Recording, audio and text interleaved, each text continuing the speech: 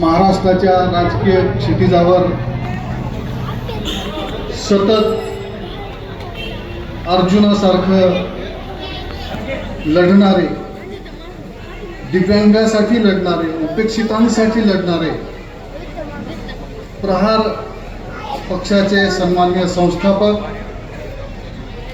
बच्चूभाऊ कडू, मंचावर उपस्थित असलेले अहमदपूर आणि चाकूर विधानसभा मतदारसंघाचे आमदार माननीय बाबासाहेब पाटील साहेब, मंचावर उपस्थित असलेले भारतीय जनता पार्टीचे प्रदेशाचे प्रवक्ते, आमचे मार्गदर्शक आदरणीय गणेशदादा हाके पाटील,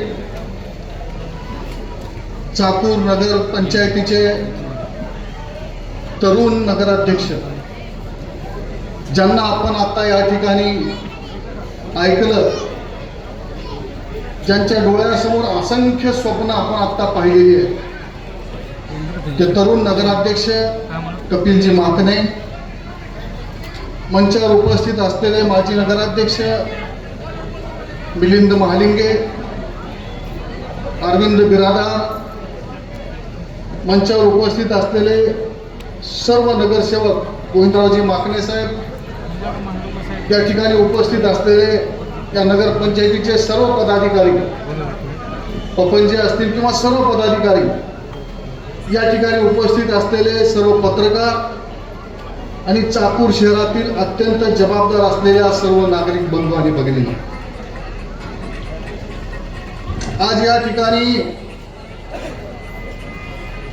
कपिल माकणे यांनी आपल्या मनोगतात सांगितलं की पुढची 50 वर्ष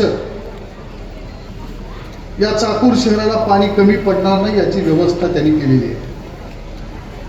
माणसाच्या जीवनात अन्न, वस्त्र आणि पाणी, निवारा या मूलभूत असलेल्या गोष्टी अत्यंत आवश्यक आहेत आणि त्या साऱ्या गोष्टीकडे कपिल माकण्यांचा कटाक्ष त्यांच्या छोट्याशा प्रास्ताविकात आपण इथं ऐकला. पण बच्चूभाऊ कडूंच्या सारखा नेता आज या ठिकाणी आल्यानंतर खरं तर माझ्या दृष्टीनं बच्चूभाऊ कडू म्हणजे या महाराष्ट्रातल्या माझ्यासारख्या, कपिल सारख्या असंख्य तरुणांना पडलेलं कोड आहे.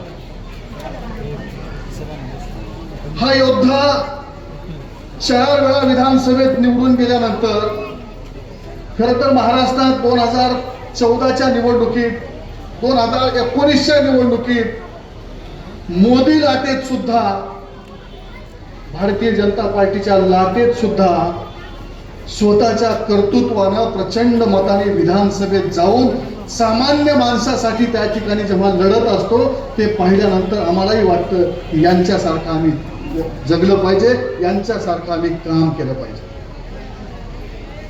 त्याच्या राजकीय जीवनाची सुरुवात गरीब माणसाची सेवा, रुग्णांची सेवा, दिव्यांगाची सेवा त्यांनी सुरू केली.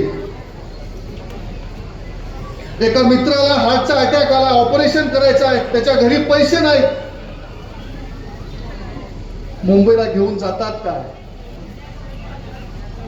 रेल्वेला पैसे खिशात तिकिटाला नाहीत म्हणून फुकटचा प्रवास करत असताना रेल्वे पोलिसांचा मार खातात काय? स्वतःच्या अंगात 50 किलोचं वजन भरत नाही, परंतु त्या रुग्णाला रक्तदान करायचं आहे म्हणून खिशात दगड घालून 50 किलोच्या पुढे वजन घेऊन जातात काय? असं एक करत, एक नाही, 2 नाही, हजारो रुग्णांना जीवनदान देण्याचं काम या बच्चू कडूंनी केलं आहे. आणि बच्चू भाऊ तुम्ही आम्हाला द्रोणासारखे आहे, द्रोणाचार्यासारखे आहे. आम्ही कार्यकर्ते एकलव्यासारखं तुमचं बघत त्या ठिकाणी आम्ही काम करतो. माझ्यासारख्या कार्यकर्त्यांनी सुद्धा तुमच्याकडे बघत आतापर्यंत 1 नाही, 2 नाही, गरिबीत 18 दारिद्र्यात जगत असलेल्या 1 नाही, 2 नाही, 3,500 लोकांवर मोफत शस्त्रक्रिया, मग हृदयाची असेल, मेंदूची असेल, कॅन्सरची असेल, किडनीची असेल, अशा 3,500 लोकांवर मोफत शस्त्रक्रिया करून आणण्याचं काम माझ्यासारख्याही कार्यकर्त्याला मिळालं. आणि ही माणसं स्वकष्टार्जित आहे, कुठली राजकीय पार्श्वभूमी नाही. आज पार्श्वभूमी निर्माण करणारी ही माणसं आमच्यात आलेली आहे. बच्चूभाऊ मी गेल्या 32 वर्षापासून भारतीय जनता पार्टीचं अत्यंत निष्ठेनं काम करणारा कार्यकर्ता. आपण महायुतीत होतात, जेव्हा चाकूर नगर पंचायतीची निवडणूक लागली, आमचे गोविंदराव माकणे साहेबांना कपिलला वाटायला लागलं निवडणूक तर लढवायच्या कुठल्या राजकीय पक्षाकडून नाही, ज्यांनी स्वतःचं अस्तित्व निर्माण केलेल्या अशा नेतृत्वाला घेऊन निवडणूक लढवायचा आहे असं त्यांनी त्या ठिकाणी सांगितलं. विचार करत होते केजरीवालचा पक्ष पाठीमागे ठेवावं का बच्चूभाऊचा प्रहार पाठीमागे ठेवावं. तुमचे पीए माझे भाऊ आहेत विजय बोरसे, विजय भाऊच्या कानात सांगितलं विजय भाऊ काही करा, हा तरुण समोर येतोय, बच्चू भाऊंची ताकद त्यांच्या पाठीमागे उभं करा अशी विनंती केल्यानंतर त्यांनी बच्चू भाऊला सांगितलं. बच्चू भाऊचं माझं त्यावेळेला बोलणं झालं. बच्चू भाऊनी शब्द दिला. चाकूर नगर पंचायतीची निवडणूक झाली, पण या निवडणुकीमध्ये बहुमताचा आकडा गाठायला कपिल माकणे कमी पडले. बहुमत आलं नाही. बाबासाहेब पाटील साहेबांचे काही, भाजपचे काही आणि बच्चू भाऊंचे काही, असं सगळं समीकरण झाल्यानंतर आम्हाला माहित होतं की महायुतीमध्ये बच्चू भाऊ आहे. आमचे नगरसेवक द्विधा मनस्थितीत होते. मला वाटलं एक तरुण कार्यकर्ता समोर येतोय, तेव्हा या ठिकाणी उपस्थित असलेला आमचा नितीन रेड्डी सारखा तरुण, अरविंद बिरादार सारखा तरुण रातोरात त्यांच्या सोबत येऊन बच्चू भाऊंच्या या नगराध्यक्ष पदाच्या निर्मितीसाठी मी ताब्यात देण्याचं काम करणारा कार्यकर्ता आहे. आणि आम्ही मंत्रालयात बघतो, मला माहिती आहे दादा आपलं होणार नव्हतं, परंतु काही ना काही करून एक तरुण धडपडतो, तेव्हा अशा तरुणाच्या पाठीमागे उभं राहणं ही आपली प्राथमिकता, ही जबाबदारी आहे. म्हणून त्यांच्या पाठीशी उभं राहावं वाटलं, त्यांना त्या ठिकाणी आणून दिलं. बच्चू भाऊ सारखा माणूस या ठिकाणी एका शब्दात सांगायचं झालं तर आदमी की पहचान उसके पद या धन से नहीं होती है, मन से होती है, और मन के फकीरी पर कुबेर की संपदा भी रोती है. आणि म्हणून कुबेराचं धड असलेला कपिल, वडिलांनी प्रचंड मेहनत केल्या. गोविंदराव माकणे साहेबांना त्यांच्या गावचा सरपंच करण्याची सिंहाचा वाटा असलेला मी कार्यकर्ता. मग सरपंच असेल, नगराध्यक्ष असेल, बापापेक्षा बेटा सवयी निघाला, तुमच्यापेक्षा पुढचा आहे. आणि बच्चू भाऊ सारखा नेता त्याच्या पाठीमागे उभारलेला आहे. कपिल बच्चू भाऊला आयुष्यभर सोडायचं नाही. एक जबाबदार बच्चू भाऊ जेव्हा मंत्रालयात फिरतात ना, त्यांच्या लेटर पॅडवर मुख्यमंत्र्याच्या एन्डॉर्समेंट जेव्हा बघतो ना, तपासून कार्यवाही करावी एकही पत्र राहत नाही. बच्चू भाऊंचं पत्र गेलं की तातडीने कार्यवाही करावी, असं नेतृत्व खंबीर आणि आवाज असलेला नेता तुम्हाला या ठिकाणी मिळालेला आहे. भाऊ, महायुतीतून तुम्ही थोडंसं बाजूला सरकल्यामुळं माझ्यासारख्या कार्यकर्त्याला अंतःकरणापासून वाईट वाटलं, पण तुमच्या मनाला पटलं नाही. मग कोणी असो, त्या ठिकाणी प्रवाहाच्या विरुद्ध जाण्याची क्षमता असलेले बच्चू भाऊ कडू, त्यांच्यावरती आमच्या महायुतीमध्ये खरं तर आम्ही बघत होतो.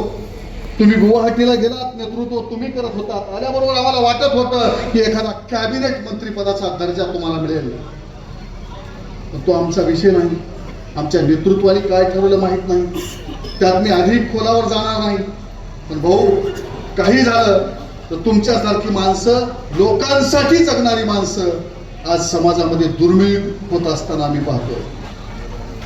कुठल्या एखाद्या राजकीय पक्षाचं पाठबळ, आयत्या पक्षाचं पाठबळ घेऊन माझ्यासारखा एखादा कार्यकर्ता कधी पुढे येईल नाही, पण स्वतःचं अस्तित्व निर्माण करून सगळ्या महाराष्ट्राला वेळ लावणारं नेतृत्व म्हणून आम्ही तुमच्याकडे बघतो. तेव्हा तुमच्या बुलंद असलेल्या साऱ्या स्वप्नांना या ठिकाणी साकार होण्यासाठी एक कार्यकर्ता म्हणून, भारतीय जनता पार्टीचा कार्यकर्ता म्हणून या ठिकाणी मी अंतःकरणापासून शुभेच्छा देतो. आणि इथं उपस्थित असलेल्या सर्व नागरिकांनी या ठिकाणी बच्चू भाऊंचं एक ना एक शब्द, जसं तहान लागलेल्या माणसाला कसं पाणी प्यावं वाटतं तसं पिण्यासारखं असतो. गरिबांसाठी, माय मावल्यांसाठी, दिव्यांगासाठी 3% असलेला निधी दिव्यांग मंत्रालय स्थापन करण्याचं काम बच्चू भाऊंनी केलं. आणि ग्रामपंचायती सहित त्या ठिकाणी 5% दिव्यांगांना निधी दिला पाहिजे अशा प्रकारचा GR काढला. सगळ्या माय मावल्यांना त्या ठिकाणी त्यांच्या मतदारसंघातल्या वाटतं की बच्चू भाऊ माझ्या काही एका आईच्या पोटातून आलेला भाऊ नाही, पण त्या माऊल्या जात्यावरती दळण दळतात, त्या उभ्या असतात. नसलं जरी माहेर भाऊ असा पाठीचा, गरीबाचा वाली जसा बच्चू भाऊ सगळ्या गोरगरिबांचा, तसं त्या भागातल्या सगळ्या गोरगरीब माऊल्यांना आधार वाटणारा नेता तुमच्यात आम्ही पाहिलेला आहे. तुम्हाला मनापासून शुभेच्छा देतो. या ठिकाणी पक्षाची भूमिका या जबाबदारीने काही मांडत असताना एखादी गोष्ट, दादा तुम्ही प्रदेशाचे प्रवक्ते आहात, जे वाटलं ते बोलले म्हणून आपण या ठिकाणी मला समजून घ्याल अशी अपेक्षा व्यक्त करतो. आणि पुन्हा एकदा या ठिकाणी तुम्हा सर्वांचं माझं शांतपणाने ऐकून घेतलं त्याबद्दल आभार मानतो. थांबतो. धन्यवाद.